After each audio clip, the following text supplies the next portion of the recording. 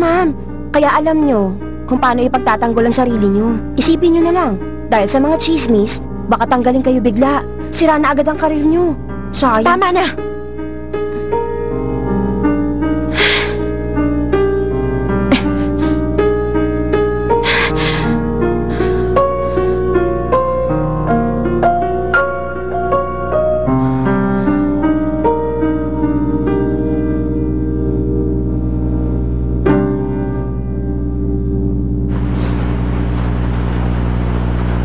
Teka, Miss Lynn, talaga bang gusto niyong ilabas lahat ng pera niyo, ha?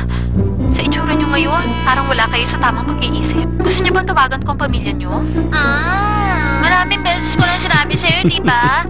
Ako, si Karen Lynn, ay walang problema at malinaw ang isip. Lasing lang. Marami pong sindikato ngayon. Gusto niyo bang i-report natin to sa pulis? Kahit na po hindi siya sindikato, mabuti na yung safe laban sa manloloko.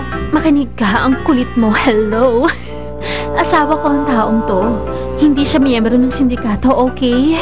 Kaya nga pupunta tayo mamaya sa civil registry para magpakasal, di ba? Tignan mo, nakatulog na. Bakit na nagpapasaway ka pa? Nakakairita ka na, ah. Kumilos ka na dyan. Labas mong pera ko. Bilis na.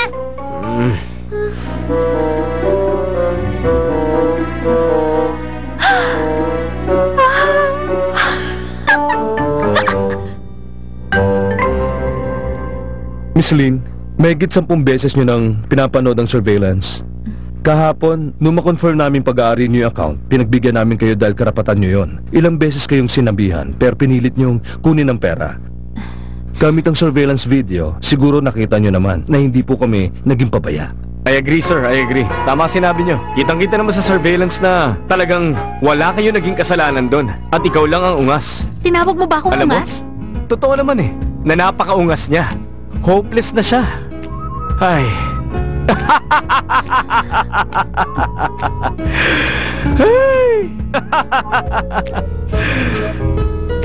Makinig ka, kahit titigan mo pa ang bankbook mo, yung 600,000, hindi na babalik sa'yo kahit kailan. Pinaimbestigahan ko ng account ko. Ang bayad sa renovation ay 800,000 lang ang pumasok. Walang 600,000 na galing kay Karen Lynn ang pumasok sa account. Kung ikaw ang nagkamali, hindi mo dapat isisi sa iba, okay? Paano na? Wala na ang pera ko. Namatay na ang pangarap ko. May condolences na yan. Oh, I'm sorry. Seryoso pala dapat. May condolences, okay? Teka lang. Siguro tama yung sinabi ng teller nung araw na yon. Baka member ka nga ng sindikato. Hindi naman dahil mukha kang mayaman, wala ka ng kasalanang ginagawa. Lalo sa kagaya ko. Fake marriage, date rape, at pera. Baka galing din sa panloloko yung pera mong hawak. O ano, umamin ka na! Mali ka. Alam mo, ang bank account ko lagi marami nilalamang pera. Laging 8 digits. So yung pera mo, basura sa akin. Nga pala, bilis-bilis di ka. Tingnan mo, anong sabi sa salamin? Nandyan yun. Nakita mo ba? 2-syllable word siya. Haggard.